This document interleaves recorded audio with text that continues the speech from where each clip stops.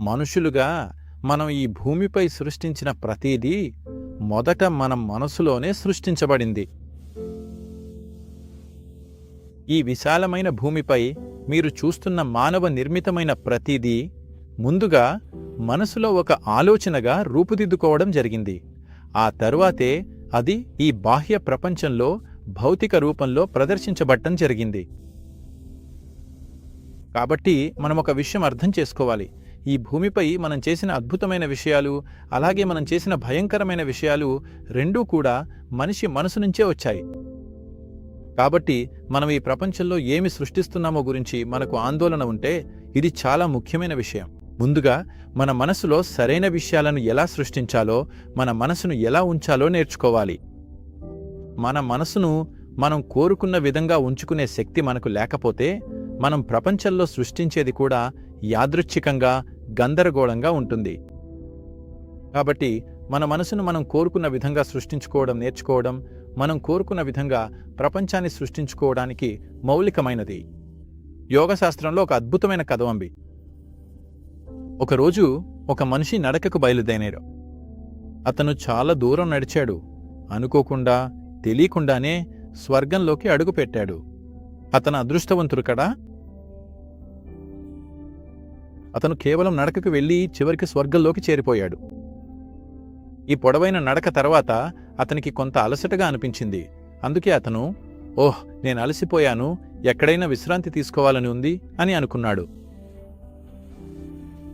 అతను చుట్టూ చూశాడు. అక్కడొక అందమైన చెట్టుంది.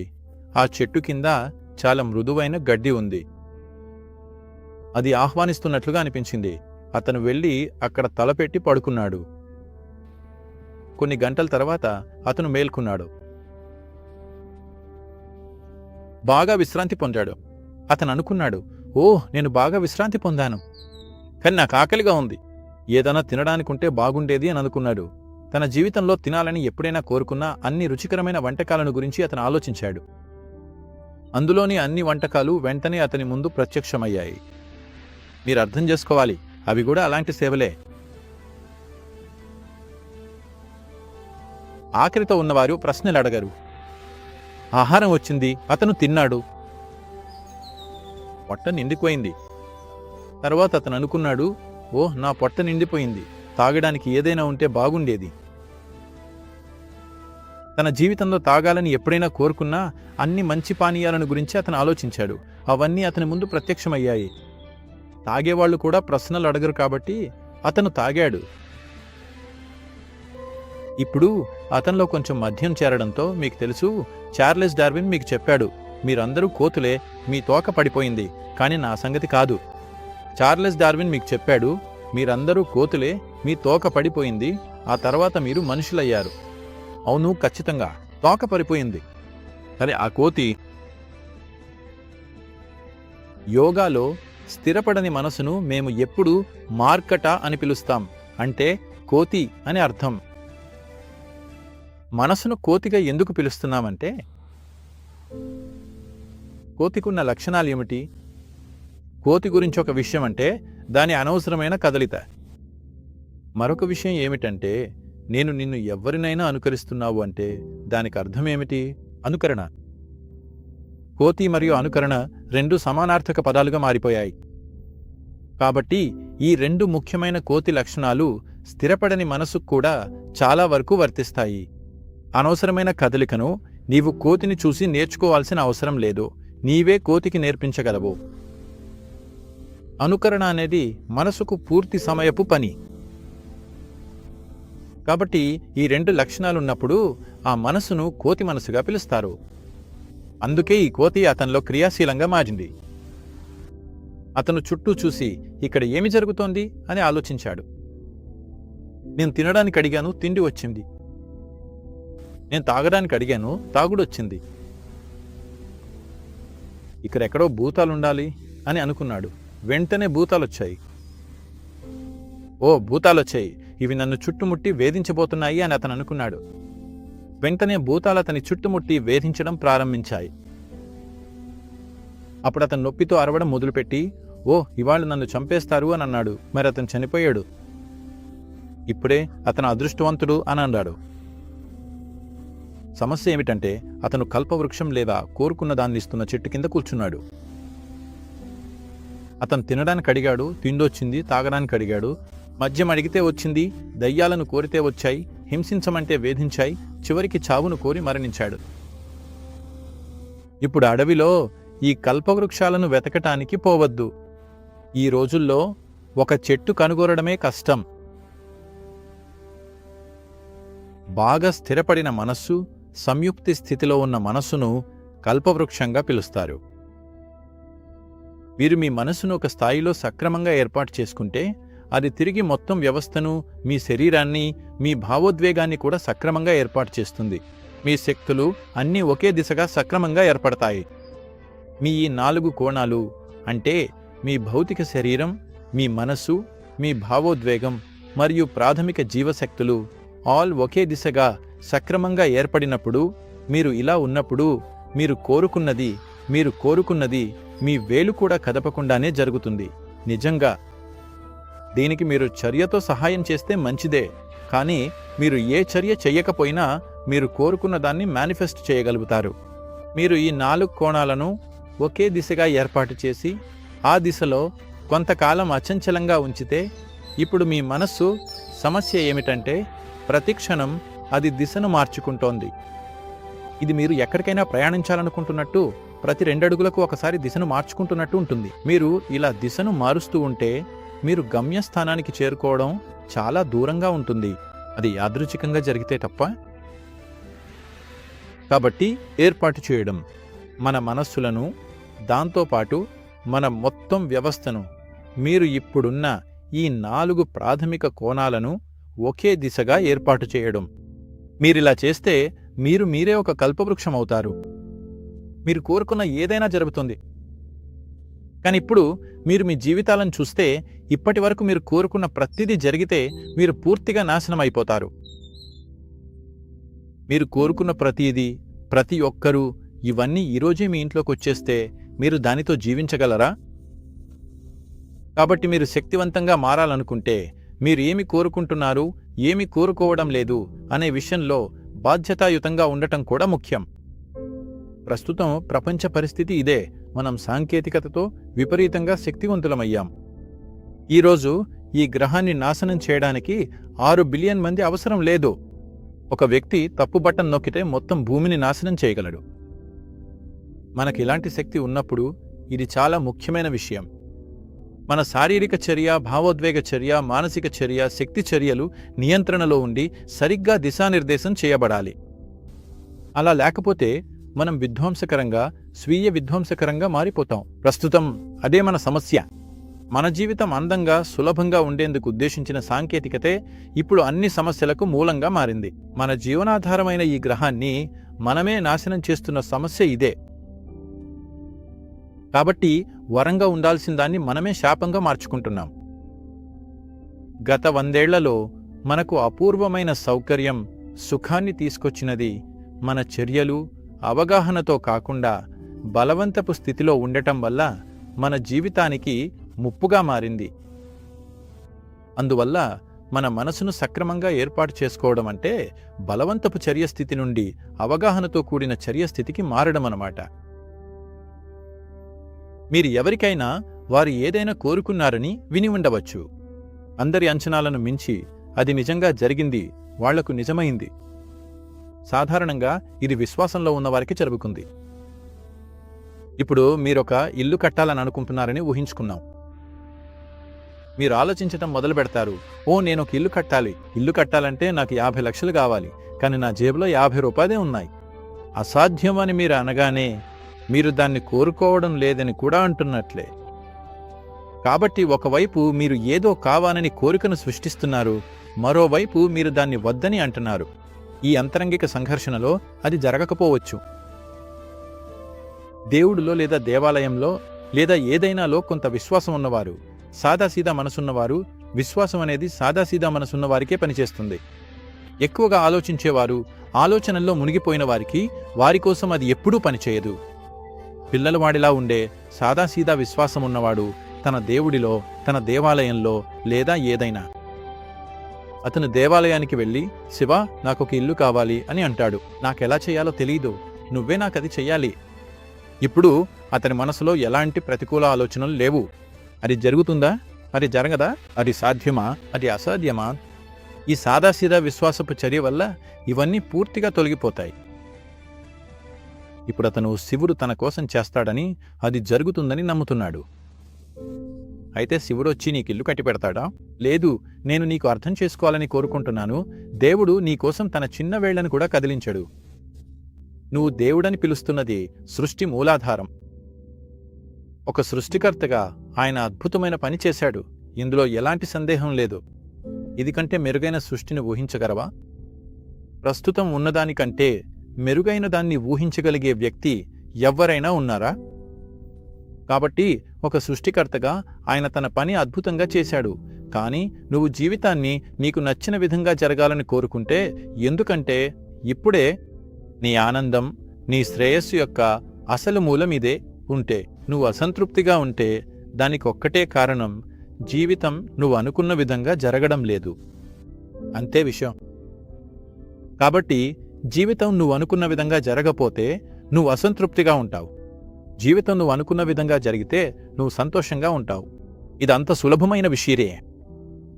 కాబట్టి జీవితం నువ్వు అనుకున్న విధంగా జరగాలంటే మొదటగా నువ్వు ఎలా ఆలోచిస్తున్నావు, ఎంత ఫోకస్తో ఆలోచిస్తున్నావు, నీ ఆలోచనలో ఎంత స్థిరత ఉంది, ఆ ఆలోచన ప్రక్రియలో ఎంత ప్రకంపన ఉంది అన్నదే నీ ఆలోచన నిజంగా నిజమవుతుందా లేదా అది ఖాళీ ఆలోచనగా మిగిలిపోతుందా అన్నదాన్ని నిర్ణయిస్తుంది.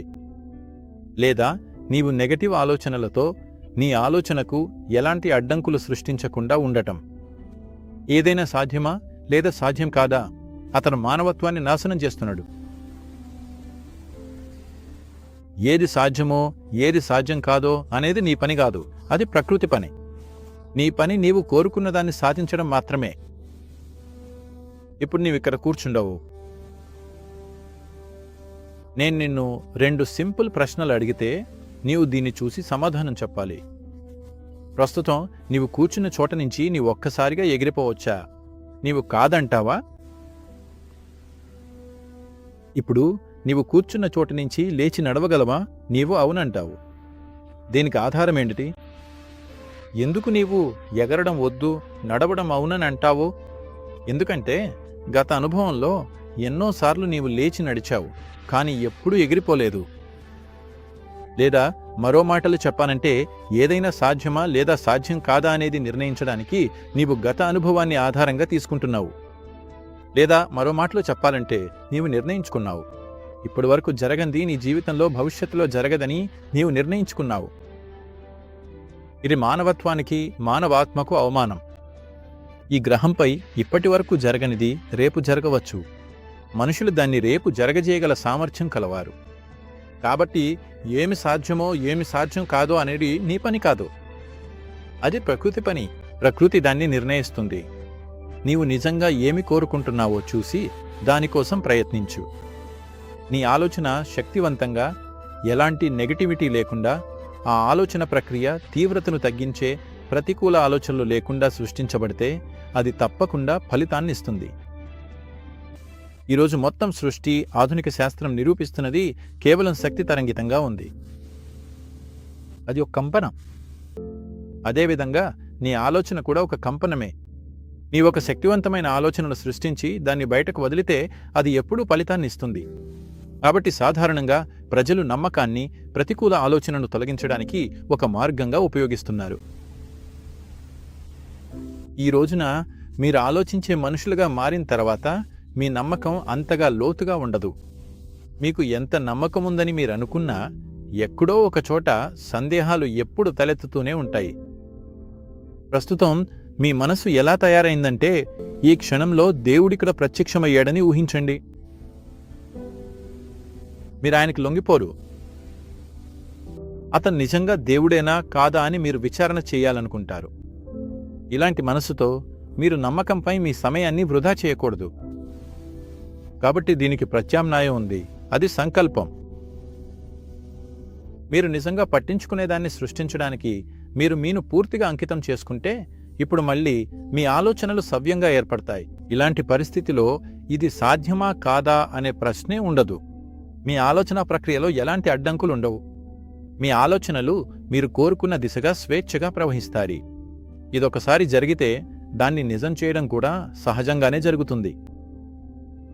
కాబట్టి మీరు నిజంగా పట్టించుకునే దాన్ని సృష్టించాలంటే మొదటిగా మీరు కోరుకునేది మీ మనస్సులో స్పష్టంగా ప్రతిబింబించాలి.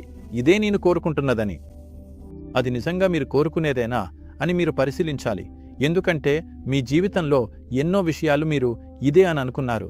అక్కడికి చేరుకున్న వెంటనే అది కాదని, తర్వాతదే అని, మళ్లీ తర్వాతదే అని తెలుసుకుంటారు. అంతేగాక మనిషి నిజంగా కోరుకునేది ఏమిటో తెలుసుకోవడం ఒక విషయం. ముందుగా మనం అన్వేషించాలి. అది స్పష్టంగా తెలిసిన తర్వాత దాన్ని సృష్టించడానికి మనం కట్టుబడాలి.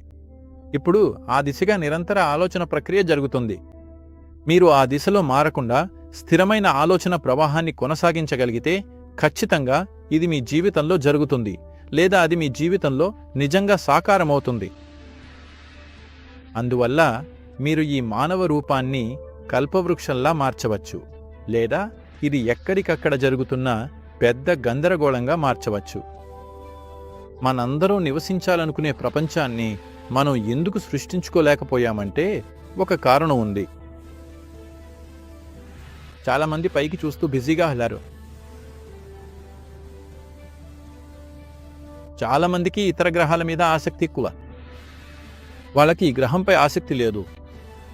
వాళ్ళ జీవితంలోని ప్రతి అంశాన్ని కూడా ఇతర గ్రహాలతో పోల్చుకుంటూ చూస్తున్నారు. ఇంకా చాలామంది స్వర్గానికి సేవ చేస్తూ ఉన్నారు. వాళ్ళు ఈ భూమికి సేవ చేయడం లేదు. ప్రస్తుతం మనకు స్వర్గానికి కాదు, భూమికి సేవ చేసే మనుషుల అవసరం అని నేను భావిస్తున్నాను.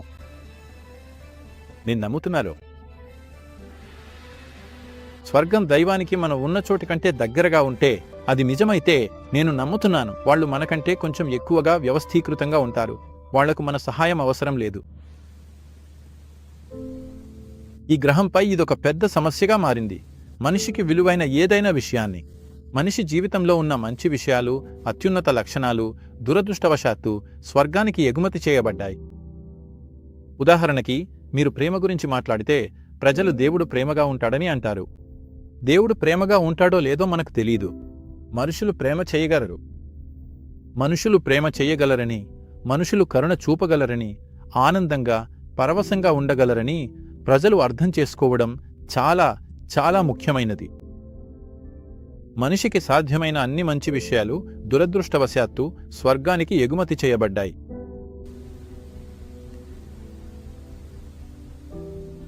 మనకు కావలసిన ప్రపంచాన్ని సృష్టించాలంటే మనం అర్థం చేసుకోవాలి. మీరు దేవుడిగా పిలిచే ఏదైనా దేవుడి ఆలోచన మన మనసులోకి వచ్చిందంటే మనం చుట్టూ సృష్టిని చూసినందువల్లే. సృష్టినందున మనం ఒక సృష్టికర్త ఉన్నాడని ఊహించుకున్నా. దేవుడు గొప్ప సృష్టికర్త. మీరు దేవుడిగా పిలిచేది సృష్టికి మూలాధారం. ఆ సృష్టి మూలాధారం మనను విఫలపరచలేదు, అద్భుతమైన పని చేసింది. కానీ ఇప్పుడు ప్రశ్న నిర్వహణ గురించి. మీరు నిర్వహణను సృష్టికర్త చేతుల్లో వదిలేస్తే ఆయన తన విధంగా, తన అజెండా ప్రకారం నిర్వహిస్తారు. కానీ అది మీకు కావాల్సింది కాదు. మీకు జీవితం మీకు నచ్చిన విధంగా జరగాలనుంది. ఇప్పుడు ఉదాహరణకి, ఇక్కడున్న మీ అందరూ వరల్డ్ కప్ కోసం భారతదేశ ఫుట్బాల్ జట్టు అని అనుకుందాం. నేను కోచ్ని. కాబట్టి ఈ వచ్చే 4 సంవత్సరాల్లో ఫుట్బాల్ గురించి మీకు తెలుసుకోవాల్సిన ప్రతిదీ మీకు నేర్పబడుతుంది.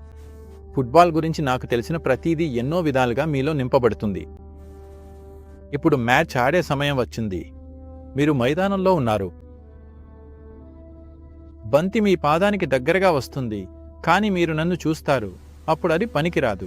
ఆ కోచ్లు అక్కడ కూర్చుని మరిగిపోతున్నారని మీరు చూసే ఉంటారు, కానీ ఏమీ జరగదు. ఎందుకంటే ఇప్పుడు మీరు మైదానంలోకి వచ్చిన తర్వాత అది మీ బాధ్యత.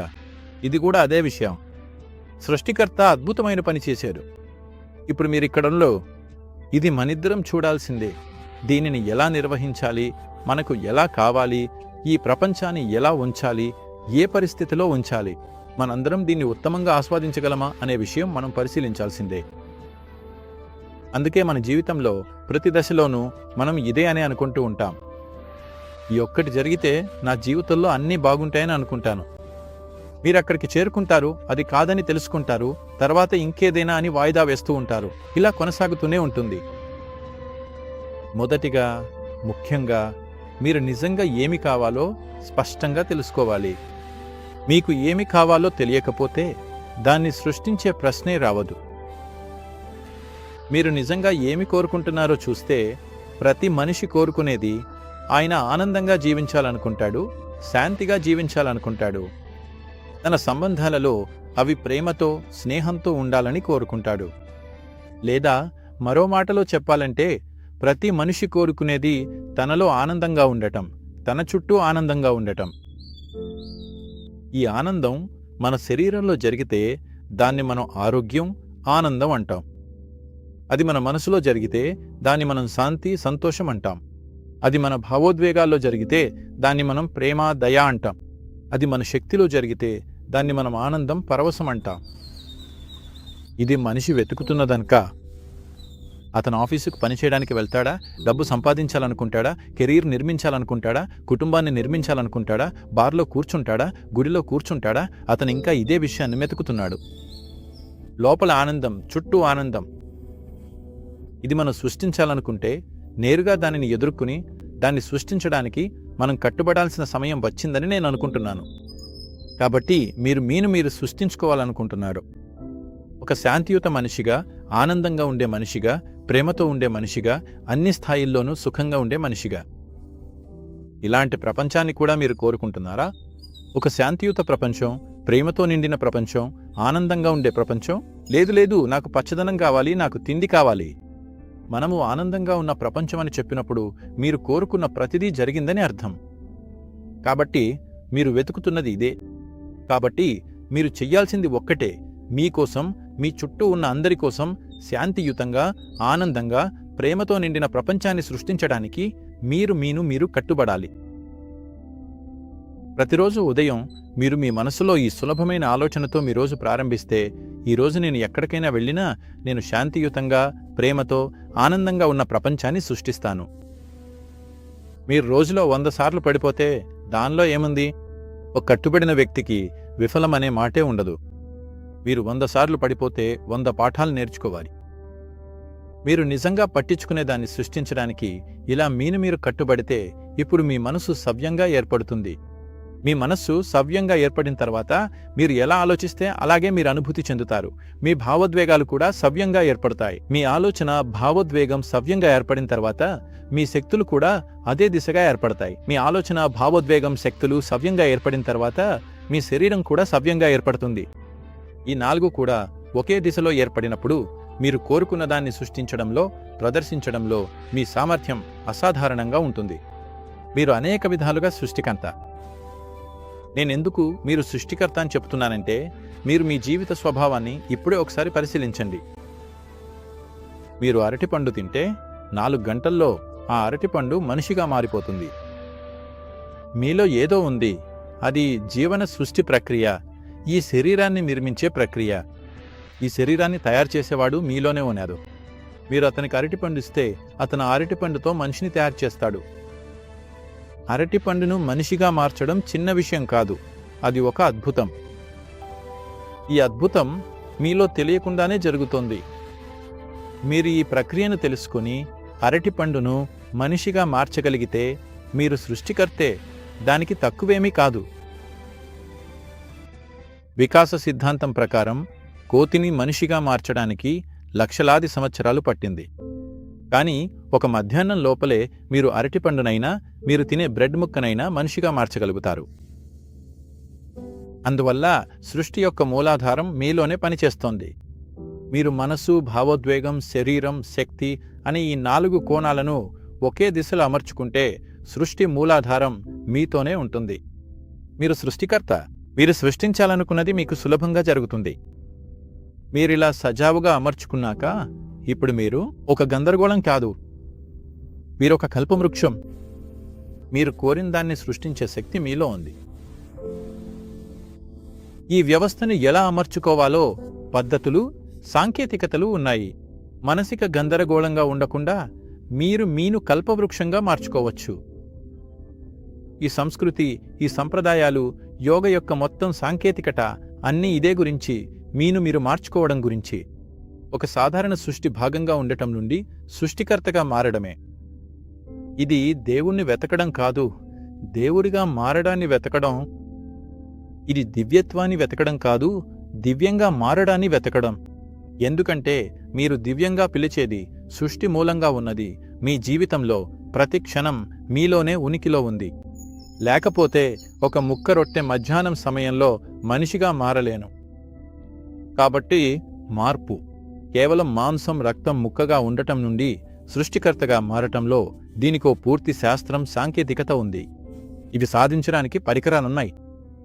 సృష్టి మూలంగా ఉన్నది మీ జీవితంలో ప్రతి క్షణం మీలోనే పనిచేస్తోంది.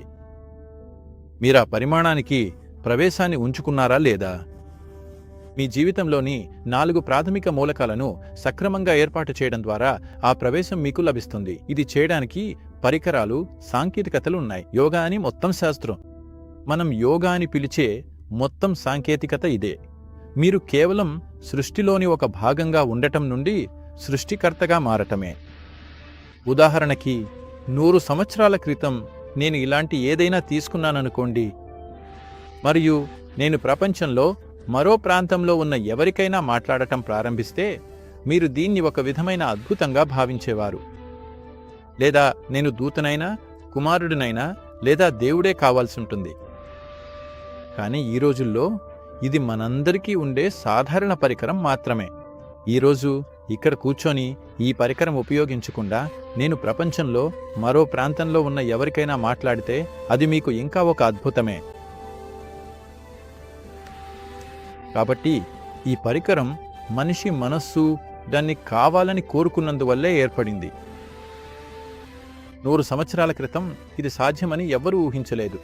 కానీ ఈరోజు ఇదొక సాధారణ విషయం మాత్రమే. అదేవిధంగా ఇంకా మన అవగాహనలోకి రాని ఎన్నో విషయాలు మన అవగాహనలోకి తీసుకురావచ్చు. అలాగే మన జీవితాన్ని సృష్టించుకునే సామర్థ్యాన్ని ఎంతో పెంచుకోవచ్చు. కాబట్టి మొదటిగా మనసును, అలాగే మీ భావోద్వేగాలు, శరీరం, శక్తిని కూడా అదే దిశగా సవ్యంగా ఏర్పాటు చేసుకోవడం ముఖ్యం. ఇది జరిగాక మీలోని ప్రాథమిక జీవన సృష్టి ప్రక్రియతో మీరు అనుసంధానంలో ఉంటారు. మీరు దాంతో అనుసంధానంలోకొచ్చాక ఆ శక్తి మీలో అధికంగా ఉన్నప్పుడు సృష్టించగల శక్తి మీకుంటుంది. మీరు మీ జీవితాన్ని, మీ చుట్టూ ఉన్న వాతావరణాన్ని మీరు కోరుకున్న విధంగా సృష్టించగల శక్తి మీకుంటుంది. మనకు సృష్టించగల శక్తి కోల్పోయినందునే మనం మనల్ని మనమే గందరగోళంగా మార్చుకుంటూ మన చుట్టూ ఉన్న ప్రపంచాన్ని కూడా అలానే తయారు చేసుకుంటున్నాం.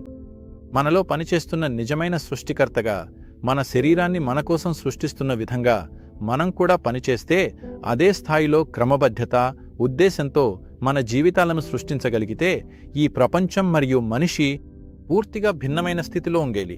ఈ ప్రపంచంలోని ప్రతి మనిషికి తనలోని సృష్టి మూలాన్ని అనుసంధానించుకునే అవకాశం కలగాలని నా ఆకాంక్ష, నా ఆశీర్వాదం. అలా చేస్తే అతను కేవలం సృష్టిలోని ఒక భాగంగా కాకుండా సృష్టికర్తగా ఇక్కడ జీవించగలడు.